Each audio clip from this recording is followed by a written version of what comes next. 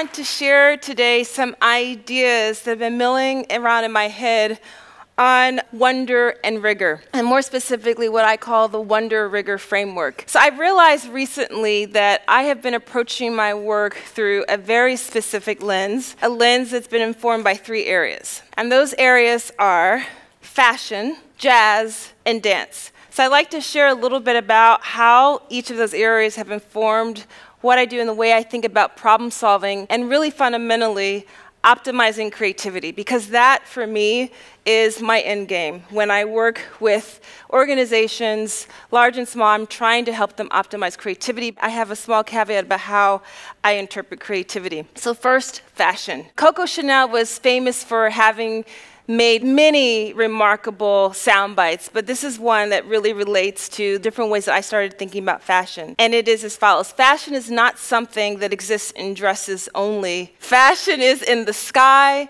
in the street. Fashion has to do with ideas, the way we live, what is happening. It's notable to me that the 3 areas that inform my lens, fashion, jazz, and dance, in many ways are all kind of marginal areas. If you think about the space of design, often it's referred to as architecture and design, and then sometimes even referred to as design and fashion. And my background is in anthropology and fashion. People think that fashion is kind of a foo-foo field, have no sense of the complexity and rigor that's involved in it as a business. And one of the reasons I like this quote by Coco Chanel is that she was really hinting at this many decades ago. The other reference point is from a film called The Devil Wears Prada, starring Meryl Streep. And Meryl Streep played a character named Miranda Priestley.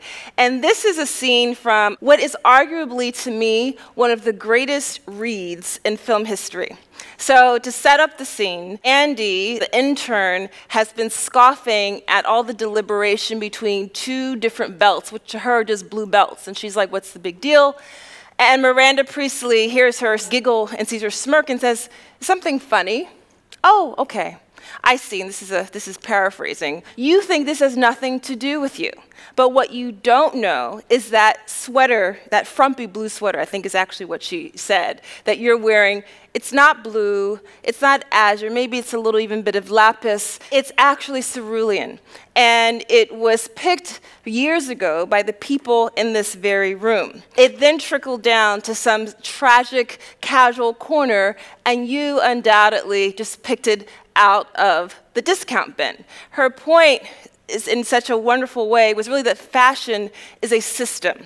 And whether or not you are rejecting it or totally embracing it, through either action, you were part of that system. So that systems view of fashion got me to thinking, and I ended up co-authoring a very academic paper with a wonderful woman named Johanna Blakely, where we were outlining something we called fashion thinking. We had laid out a heuristic of ways that non-fashion firms can think more like a fashion designer to innovate. Because if you think about it, in the United States of America at least, no one needs another pair of jeans or another t-shirt, yet this is a multi-billion-dollar industry.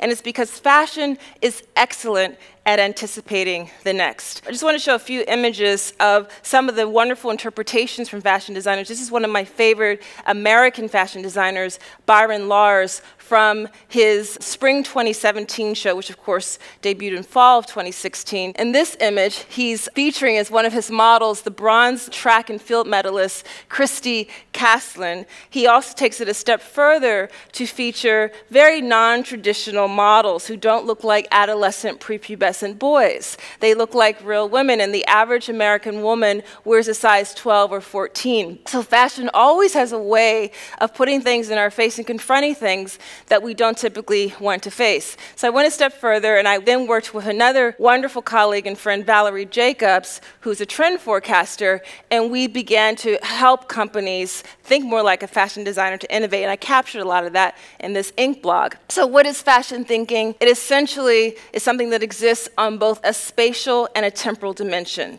Spatially, because it delves into the street and from the elite, and temporally, because if it's too far in the past, it's costume, and if it's too far forward and thinking in the future, people don't get it and they won't buy it. Fashion absolutely has an innovation agenda, and it positively influences organizational design and service delivery. The second lens that I realized informed my work is jazz. My dad was a big jazz hit, so growing up in my home, I heard all the Blue Note catalog, Art Blakey, Horace Silver, Count Basie, and much to my delight, many, many years later, when I was working on my PhD studies, it turned out that a heuristic from jazz served as a way for me to map the way the Ritz-Carlton designs experiential services. And I actually referred to a structure by scholar Frank Barrett. And essentially what Frank Barrett's principles were pointing out is that jazz improvisation can be applied, in my view, to designing meaningful experience and services to help us work with more purpose. What I really realized, tinkering around with helping a range of companies and organizations think about how they could apply fashion, working through the jazz heuristic, I came to the conclusion that creativity is a system, and creativity is something that we don't really understand. And I think that when people are throwing around the word innovation, they're actually talking about creativity. So creativity is actually a chaotic system. One of the easier on-ramps for creativity is through the arts, but to be an amazing entrepreneur, an outstanding scientist and engineer, you must have creative purpose behind your work. Let me talk a little bit more about what a chaotic system is. A chaord is a word that D. Hock made up. And D. Hock was the founder of Visa, the credit card company. And when he was tasked with founding Visa International, he thought, oh my gosh, all the time we try to make our human organizations structured as if they're made up of a series of boxes and arrows. He was taking a walk through the woods, and he said he observed that in nature, there is this preponderance of emergent adaptive systems. In nature and in our bodies, we have systems that consist of both chaos and order. And chaos is not anarchy. Chaos is randomness. Order is not control. Order is structure and boundary. And so Visa was actually an attempt to have this global organization that had this flow between structure and order and randomness. It was a chaotic system. This is a picture of D. Hock. In nature, we constantly are seeing these chaotic systems abound. If it's the way the Amazon forest sprouts up, if a seed falls down to the forest floor and a sapling sprouts up, if I skin my elbow, there's not a string of permission slips that goes up to my brain to say, start healing, right? There's a self-organized, emergent, adaptive system at work. Jazz music is a chaotic system. And once I started immersing myself in chaotic systems, I started seeing them everywhere and got really excited about it. Because I'm a nerd, I started putting together a framework to help me better articulate for others how I was defining creativity. Because I think creativity needs to be much more a place in our boardrooms. It has to be something that we integrate into the way we're educating each other from kindergarten through postgraduate work. So I decided creativity is a system. It's grounded in curiosity, and it consists of three primary things. Improvisation, which consists of that chaos and that order, that ebb and flow.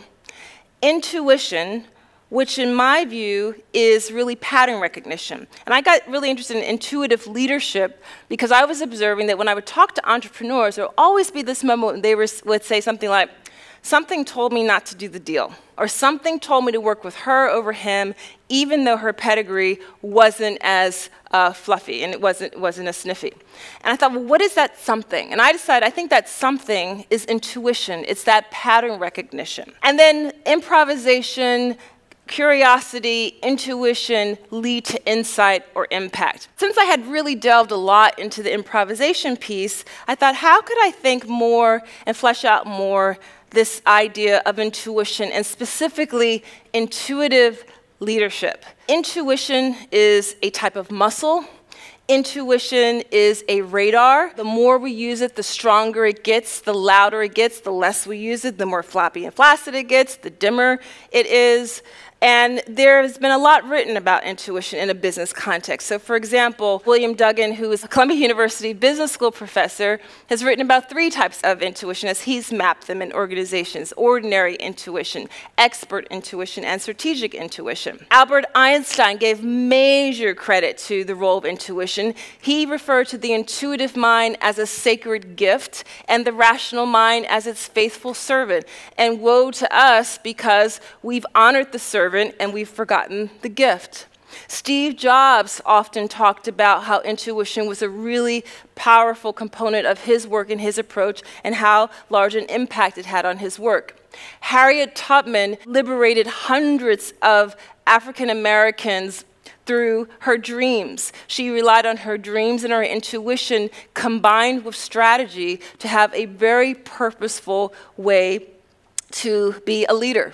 So I said, what if I could design an ethnography on intuitive leadership? So I started daydreaming about all the types of people, work areas that I think really rely on intuition. I thought about first responders, I thought about DJs, and ended up interviewing my friend DJ King Britt. I'm from Philly, so excuse all the Philly references. Ballet X, one of the most amazing contemporary modern ballet dance companies in the country right now. Dane Saint, who is a game designer, game developer. And I also interviewed and met with chefs, because these were fields that I observed as anecdotally needed to rely on that pattern recognition to either move the crowd or problem solve or respond in the moment. I ended up really focusing on dance. And dance then made me go from shifting from, is intuitive leadership a thing? How can I really map it and understand it, to, it's a thing. And here's how I'd like to share what I have understood about what we can learn from dance, specifically in understanding intuitive leadership. This actually is an image of Kervin Boyd, a former Alvin Ailey dancer, and one of the most iconic ballet suites, Revelation from the piece Sinner Man. As I've already mentioned, a chaotic system consists of both chaos and order, and creativity is a chaotic system. Improvisation is a chaotic system. Jazz is an example of a chaotic system. Similarly, I could extrapolate from that and say, what I was observing in the way dancers problem solve and the way dancers are agents for change is that they are also working within a chaotic system. And instead of their chaotic system consisting of only chaos and order, more specifically, it consists of wonder and rigor. And that wonder and rigor combines to form what I call a sentient intelligence that dancers have. And more importantly, I've been interested in applying this and helping organizations up the ante in the amount of wonder and rigor that they bring to their work. The Jewish scholar, theologian, and civil rights activist Abraham Heschel was fond of having said that wonder, rather than doubt, is the root of knowledge. I was really happy that he thought that, because I kind of think that too. So I want you to kind of flow with me here on how I'm defining this wonder-rigor matrix, this wonder-rigor framework, and how I got to it from observing the way dancers problem solve. The way dancers appreciate challenges are grounded in a future-oriented growth mindset, where value is a result of a hybrid and an integrative approach linking wonder and rigor. A focus on process highlighted by collaboration and perspective is key. It's a chaotic system which continuously loops in and out of improvisation, intuition, and finally impact. And what was really important for me to understand, the gift from dance that I got, is that unlike so many other areas of work where rigor is really emphasized, wonder is critical. Rigor cannot be sustained without wonder. And that's something that I hope we figure out how to bring into our organizations and our work. So the dancer choreographer is actually a systems designer. And there's 4 ways that I understand that to be. The first way is that dancer choreographers' ways of problem solving is an incredibly integrative approach. It requires an integration of mind, body, and spirit. You can have the best technique in the world as a dancer, but if you have not integrated the spirit behind it, you cannot compellingly convey and tell that story and have impact. It's also very integrative because the ways that choreographers work is they go back and forth between the solo dancer and the group. The second way that the dancer choreographer is a systems designer is that dancer choreographers are essentially cartographers. They are charting a terrain, and they have the ability to zoom in and zoom out. They are excellent at perspective. And more specifically, there's a technique called labanitation. Labanitation is a process that Rudy Laban in the 1920s thought of. Because if you think about it, in the 1920s, there was no effective technology to capture the multidimensionality of dance. Even today, a video of dance can be somewhat flat because dance, you need to understand tempo, you need to understand rhythm, you need to understand depth, you need to understand volume and space, as well as the visual and the auditory.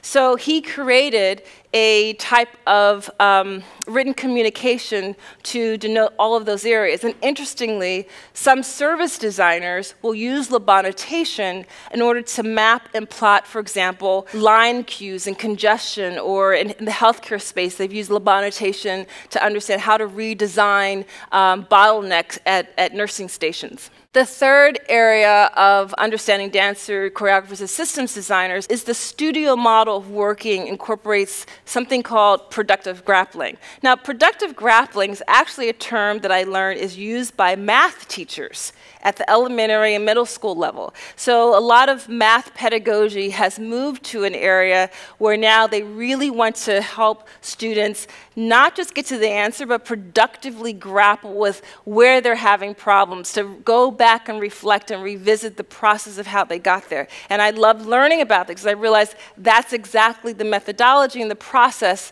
that dancers are using in their studio model. So productive grappling is the problem solving and problem framing process that dancers use. And fourth, dancers, choreographers, and systems designers move to learn. It is a kinesthetic way of learning, and the transference to the way we work is to get out of the office, to act and think, and not just have it be only a mental model. So the Wonder Rigor framework is all about being integrative, having the cartography metaphor, integrating your work, using the productive grappling way of working, and moving to learn. So what is wonder? These are the elements that I think are an important component of wonder. We have to spend more time in allowance for daydreaming, for curiosity, for performance, playing, and pretending. I often explain to my clients that play is a method of inquiry. Play is a means to experimentation. And these are all elements that are super, super important in the ways the dancers work. And it leads us to being able to propose and to be able to suppose. Equally important is rigor.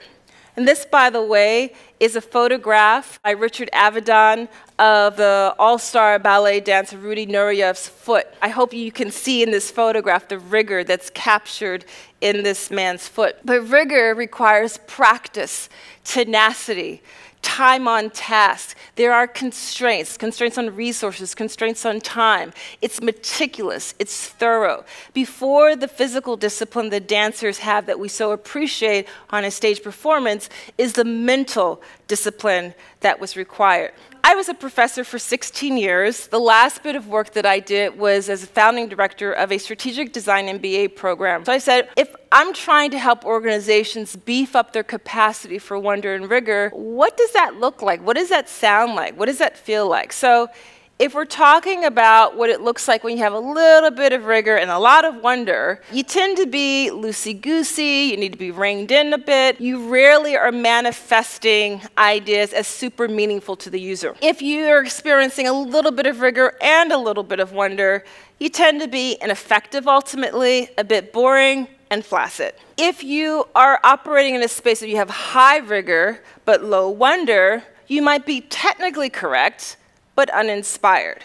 And we know so many industries and sectors and blue chip companies that are kind of in that space. But finally, the bonanza, the place where we really are, all we should be aiming to be is where we are working with high wonder and high rigor, where it makes sense and it feels right. It ends up being spectacular. There's a wonderful synchronicity between impact and fit that manifests, and ultimately, that's where real value is coming from. So then I said, well, what kind of archetypes might I make out of all of those areas? So in high wonder and low rigor, you might end up being much more of a provocateur. In low rigor and low wonder, you're a bit of a pirate. High rigor and low wonder, you're a specialist. I propose that in the years to come, deep specialization is going to be much less important than what a lot of us refer to as the T-shaped thinking, the breadth and depth of specialization. Really, the goal is to be a boundary spanner, and that's where the value comes in. Boundary spanners, as archetypes, are problem solvers who optimize creativity to be change agents. And I have an asterisk next to the word creativity because I just want to remind us that the way I'm defining creativity is not some foo-flu idea, but creativity is a robust, rigorous system grounded in curiosity, requiring improvisation, intuition in order to get to impact and insight. In my view, wonder beats technique in a saturated market, says me. Thank you.